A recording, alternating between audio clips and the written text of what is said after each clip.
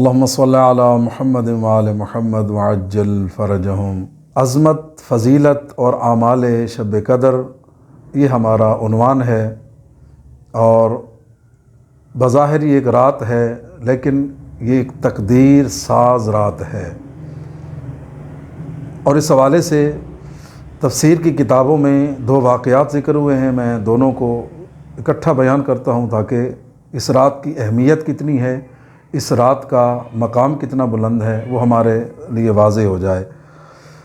آقا دو جہاں حضرت محمد مصطفیٰ صلی اللہ علیہ وآلہ وسلم اپنے اصحاب کے درمیان تشریف فرما ہیں اور انہیں گزشتہ امتوں کے حالات اور واقعات بیان فرما رہے ہیں۔ اسی دوران آپ نے ایک بنی اسرائیل کے ایک شخص کا ذکر فرمایا کہ جس کی خدا سے محبت تھی، اللہ کے لیے جہاد کا اس کا ایک اپنا جذبہ تھا۔ آپ نے فرمایا کہ اس نے جنگی لباس زیب تن کیا اور 1000 مہینے تک جنگی لباس نہیں اتارا، اور اسی دوران وہ 1000 مہینے جہاد اور قتال فی سبیل اللہ کرتا رہا۔ یہ سن کر اصحاب حیران ہوئے، یا رسول اللہ، 1000 مہینے تک جنگی لباس پہن کر اللہ کی راہ میں مسلسل جہاد کرنا، قتال کرنا۔ تعجب سے آرزو کرنے لگے، کاش یا رسول اللہ ایسا کارنامہ ہمیں بھی سر انجام دینے کا خدا موقع عطا فرماتا۔ اور تفسیر ثعلبی میں وارد ہوا کہ حضور صلی اللہ علیہ وآلہ وسلم نے ایک اور مقام پر ارشاد فرمایا کہ بنی اسرائیل کی قوم میں 4 افراد ایسے گزرے ہیں کہ جنہوں نے لگاتار 80 مہینے تک خدا کی عبادت یوں سر انجام دی کہ 80 سال کے دوران انہوں نے کوئی گناہ نہیں کیا۔ اللہ اکبر۔ اور اسی سارے عرصے میں، یعنی 80 سال کے عرصہ میں ایک لمحہ کے لیے بھی اللہ کی یاد سے غافل نہیں ہوئے۔ اور جب پوچھا گیا تو آپ نے فرمایا وہ جناب ایوب، جناب زکریا، جناب حزقیل اور جناب یوشع ابن نون، یہ 4 بنی اسرائیل کے افراد ہیں کہ جنہوں نے 80 سال تک مسلسل اللہ کی عبادت کی، ایک لمحہ اللہ کی یاد کے بغیر نہ رہے اور ایک لمحہ بھی اللہ کی معصیت نہیں کی ہے۔ اب یہ سن کر اصحاب آرزو کرنے لگے، حسرت کرنے لگے، یا رسول اللہ کاش ہمیں بھی کوئی ایسا موقع ملتا۔ تو اللہ رب العزت نے اس وقت جناب حضرت جبریل علیہ السلام کو نازل کیا، اور آ کر حضرت جبریل کہنے لگے کہ یا رسول اللہ اپنی امت سے فرما دیں کہ اللہ نے امت محمدیہ کے لیے ان سے بھی بہتر عبادت کا موقع فراہم کیا۔ پھر حضرت جبریل علیہ السلام نے آقا دو جہاں صلی اللہ علیہ وآلہ وسلم کے سامنے سورۃ القدر کی تلاوت کی۔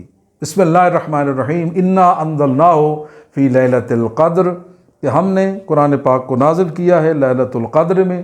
وما ادراک ما لیلۃ القدر، اور تمہیں کیا پتہ لیلۃ القدر کیا ہے؟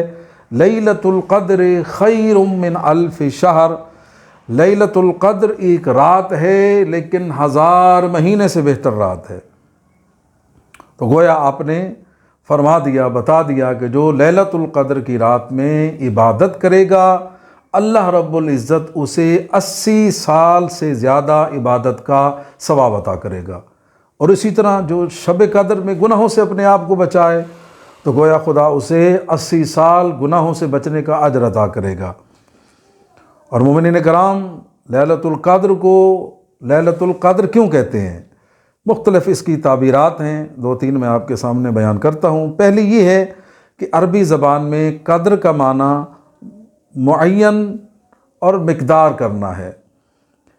کچھ اقوال اس بارے میں ہیں کہ اس رات ہر انسان کے لیے آنے والے سال کے تمام امور معین اور مقدر ہوتے ہیں، اور یہاں تک کہ زندگی، موت اور رزق، نعمات، خوشی غمی، ہر چیز کا فیصلہ اس رات کیا جاتا ہے، اسی لیے اس کو لیلۃ القدر کہا جاتا ہے۔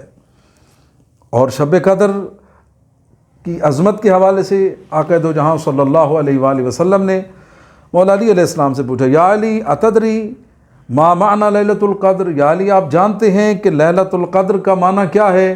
لیلۃ القدر کی فضیلت کیا ہے؟ اس کو لیلۃ القدر کیوں کہتے ہیں؟ تو مولا نے کہا، یا رسول اللہ آپ فرمائیں کہ لیلۃ القدر کا معنی کیا ہے؟ تو اس وقت حضور نے فرمایا، اللہ تعالیٰ اس رات میں قیامت تک کے واقعات کو سال بہ سال کے حساب سے معین اور مقدر فرماتا ہے۔ ہر بندے کے ساتھ اگلے سال میں کیا پیش ہونے والا ہے اس حوالے سے فیصلہ کیا جاتا ہے۔ اگر خدا نخواستہ کو برا ہونے والا ہے تو شب قدر عبادت دعا کی وجہ سے خدا یمحو اللہ ما یشاء، خدا جس کو چاہتا ہے اس کو مٹا دیتا ہے اور اسے بہتر سے بہتر بنا دیتا ہے۔ یعنی کہ یہ ایک تقدیر ساز رات ہے۔ اس ایک رات میں جا کر انسان ساری زندگی سارا سال کا اپنا مقدر کو بہترین بنا سکتا ہے۔ اور پھر آپ نے فرمایا یا علی، اس رات میں جن چیزوں کا تعین ہوتا ہے وہ آپ کی اور آپ کی اولاد کی محبت و ولایت بھی ہے۔ سبحان اللہ۔ یعنی لیلۃ القدر میں انسان کو جہاں دنیاوی نعمات کے حوالے سے سوال کرنا چاہیے، وہیں بندے کو اللہ کی بارگاہ میں یہ بھی دعا کرنی چاہیے کہ پروردگار مجھے ہمیشہ قرآن مجید اہل بیت کے دامن سے متمسک رکھنا اور قرآن و اہل بیت کے نور سے میری زندگی کو ہر آنے والے دن کو نورانی سے نورانی تر بنانا۔ اور مومنین کرام، دوسرا لیلۃ القدر کا مطلب ہے عزت اور شرف والی رات، کیونکہ اس رات کی عزت شرف تمام راتوں سے زیادہ ہے، اسی لیے اس کو لیلۃ القدر کہا جاتا ہے۔ اور مومنین کرام، جو لیلۃ القدر قدر والی رات ہے، عزت والی رات ہے، یعنی جو اس رات جا کر عبادت کرتا ہے اللہ اسے صاحب قدر بنا دیتا ہے، عزت دار بنا دیتا ہے، اسے دنیا آخرت کا بلند درجہ عطا کر دیتا ہے۔ اور مومنین کرام، تو گویا یہ رات لیلۃ القدر 1000 مہینوں سے افضل ہے، اور اس رات میں کیا گیا عمل جو ہے وہ 1000 مہینوں سے افضل قرار پاتا ہے۔ اور اسی طرح لیلۃ القدر کتنی بڑی سعادت ہے، اس کا ذکر حضرت موسیٰ علیہ السلام کے روایات کے اندر بھی ملتا ہے کہ جب حضرت موسیٰ علیہ السلام اللہ کی بارگاہ میں انہوں نے 6 چیزوں کا تقاضا کیا کہ پروردگار میں چاہتا ہوں کہ تیرا قرب حاصل کروں، میں تیرا بندہ تیرے قریب ہو جاؤں، مجھے کیا کرنا چاہیے؟ تو اللہ تعالیٰ کی طرف سے جواب آیا، اے موسیٰ، جو میرا قرب حاصل کرنا چاہتا ہے اسے چاہیے کہ شب قدر میں عبادات اور مناجات میں جو مصروف رہے گا میں اللہ اسے اپنا قرب عطا کروں گا۔ اور حضرت موسیٰ علیہ السلام نے دوسرا سوال کیا، اے میرے پروردگار، میں تیری رحمت کا طالب ہوں، میں چاہتا ہوں تیری رحمت میرے شامل حال ہو جائے۔ تو اللہ تعالیٰ کی طرف سے جواب آیا کہ اے موسیٰ، جو لیلۃ القدر میں مسکینوں غریبوں پر رحم کرتا ہے میں اس پر رحمت نازل کرتا ہوں۔ یعنی یہ رات صرف عبادت کی رات نہیں ہے، بلکہ اس رات صدقہ دینا، خیرات کرنا، لوگوں کی ضروریات کو پورا کرنا، یہ بھی عبادت کا اور اللہ کی رحمت کا حاصل کرنے کا سبب بنتا ہے۔ اس کے بعد حضرت موسیٰ علیہ السلام سوال کرتے ہیں کہ پروردگار میں چاہتا ہوں کہ پل صراط سے کامیابی کے ساتھ گزر جاؤں۔ وقت نہیں ہے کہ پل صراط کی تشریح کی جا سکے، پل صراط ایک بڑا مشکل مرحلہ ہے، بڑی اس کے لیے لمبی منازل ہیں، روایات سے ثابت ہیں۔ تو حضرت موسیٰ علیہ السلام فرماتے ہیں میرا اللہ میں چاہتا ہوں کہ پل صراط سے گزر جاؤں۔ تو آواز خالق آئی کہ اے میرا موسیٰ، میرے نبی موسیٰ، جو چاہتا ہے پل صراط سے خیر و عافیت سے گزر جائے اسے چاہیے کہ لیلۃ القدر میں صدقہ و خیرات کرے۔ یعنی لیلۃ القدر میں کیا گیا صدقہ اور خیرات ہمیں پل صراط سے گزرنے میں کامیابی کے ساتھ جو ہے وہ رستہ فراہم کرے گا۔ اور اس کے بعد حضرت موسیٰ علیہ السلام کہتے ہیں کہ یا اللہ میں جنت کے باغات چاہتا ہوں۔ تو آواز خالق آئی، موسیٰ جو لیلۃ القدر میں میری تسبیح کرتا ہے، میرا ذکر کرتا ہے، میں اللہ اسے جنت میں باغات عطا کروں گا۔ اور اس کے بعد حضرت موسیٰ علیہ السلام کہتے ہیں کہ یا اللہ، اے میرے پروردگار، میں آتش جہنم سے نجات چاہتا ہوں۔ تو آواز خالق آئی کہ جو لیلۃ القدر میں استغفار کرے گا میں اسے آتش جہنم سے نجات عطا کروں گا۔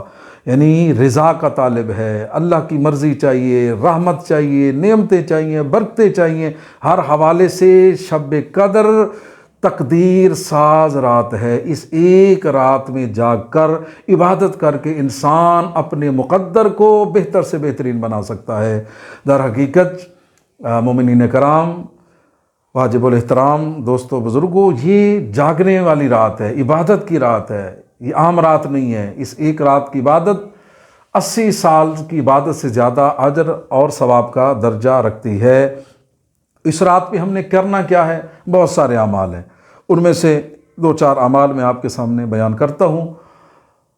حدیثوں کے اندر موجود ہے کہ اعمال شب قدر کا جو پہلا عمل ہے وہ ہے غسل کرنا، یعنی غروب آفتاب کے وقت غسل کریں، وضو پہلے کر لیں یا بعد میں کریں، اسی وضو غسل کے ساتھ نماز مغربین ادا کریں، اور پھر اس کے بعد روایت ہے کہ نماز عشاء کے بعد مصلی پر بیٹھ کر جو بندہ آقا دو جہاں صلی اللہ علیہ وآلہ وسلم کا فرمان ذیشان ہے کہ لیلۃ القدر میں جو 2 رکعت نماز پڑھے اور اس نماز کے اندر الحمد کے بعد دونوں رکعت میں یعنی نیت کرے کہ 2 رکعت نماز شب قدر پڑھتا ہوں قربتاً الی اللہ، اور ہر رکعت میں الحمد کے بعد 7 مرتبہ سورہ قل هو اللہ احد کی تلاوت کرے، اور بعد میں سلام کے بعد 70 مرتبہ استغفر اللہ و اتوب الیہ۔ عموماً ہم جب پڑھتے ہیں تو استغفر اللہ ربی و اتوب الیہ، لیکن اعمال شب قدر میں ہم نے صرف استغفر اللہ و اتوب الیہ کہنا ہے۔ یہ 70 مرتبہ پڑھے گا، اس کا اجر کیا ہے، اس کا ثواب کیا ہے؟ آقا دو جہاں فرماتے ہیں کہ جو شب قدر کی رات یہ 2 رکعت نماز پڑھے گا، مصلی سے اٹھنے سے پہلے اللہ رب العزت نماز پڑھنے والے کے اور اس کے والدین کے تمام گناہوں کو معاف کر دے گا۔ سبحان اللہ!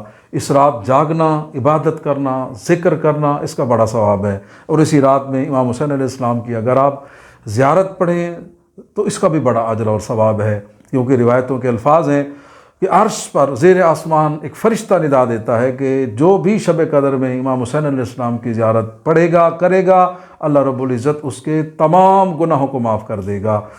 تو اسی طرح اور بھی اعمال ہیں، خدا سے دعا ہے کہ اللہ رب العزت ہمیں اس پاکیزہ رات کا احترام کرنے، عبادت کرنے کی توفیق عطا فرمائے۔ اور حضور سے پوچھا گیا یا رسول اللہ شب قدر میں کیا دعا کرنی چاہیے؟ آپ نے فرمایا خدا سے امن مانگو، سلامتی مانگو، خیریت مانگو، برکت کا سوال کرو، اپنے مرحومین کی بخشش کا دعا کرو۔ ہم دعا گو ہیں، اللہ رب العزت ہم سب کو امن و سلامتی عطا فرمائے۔ جہاں جہاں صاحبان ایمان و اسلام مشکلات کا شکار ہیں، اللہ رب العزت ان کی مشکلات کو دور فرمائے، ان کی پریشانیاں دور فرمائے، انہیں تکلیفوں سے نجات عطا فرمائے، اور خالق ہمارے ملک کو، ہماری ملت کو، ہم سب کو شب قدر کی برکات نصیب فرمائے، عبادت تلاوت کی توفیق عطا فرمائے۔ تمام مرحومین، ہم سب کے مرحومین کی خدا بخشش و مغفرت فرمائے۔